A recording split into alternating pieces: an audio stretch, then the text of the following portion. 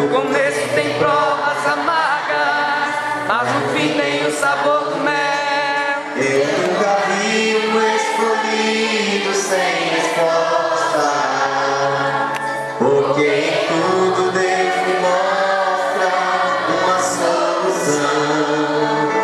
Até nas cinzas ele clama, e Deus já vem e protege e defende com as suas fortes mãos. Canta assim: Você é um escolhido e a tua história não acaba aqui.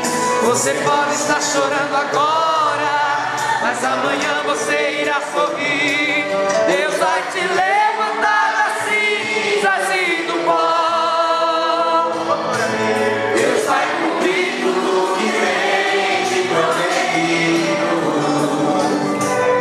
Você vai ver a mão de Deus te exaltar. Quem tiver a te falar, Ele é mesmo escolhido. Vão dizer que você nasceu pra vencer. Já sabiam porque você tinha mesmo cara de vencedor. E deixe de ser aqui, ninguém pode impedir. Então você vai cumprir a palavra do Senhor falou.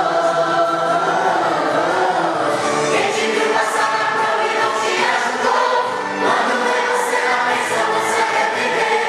Vai estar em tua plateia e você igual. Vai olhar e ver Jesus brilhando em você. Quem sabe do teu pensamento você vai dizer: Deus, como vale a pena ter que ser fiel.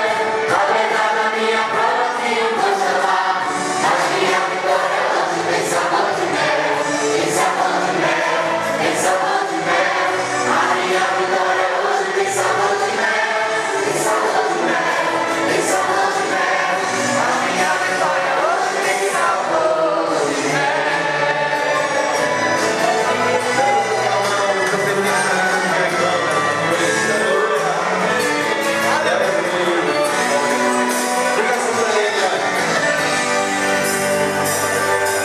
Deus vai te levantar das cinzas e do pó. Profetiza na vida do seu irmão, vai cumprir tudo que Deus tem te prometido. E você vai ver as mãos de Deus e exaltar. Quem te vê aqui falar que Ele é mesmo escolhido. Vou dizer que você nasceu pra vencer. Já sabia porque você tinha mesmo cara de vencedor. E que se Deus quer agir, ninguém pode impedir. Então você é a cumpridora da palavra do Senhor falou. Quem te viu passar na prova não te ajudou, quando vê você na bênção você arrepender. Vai estar em da plateia e você no palco. Vai olhar e ver Jesus brilhando em você. Quem sabe no seu pensamento você vai dizer: Deus, como vale a pena ter que ser fiel. Na verdade a minha prova de um vou chamar, mas minha vitória hoje tem sabor de mel. Tem sabor de mel, tem sabor de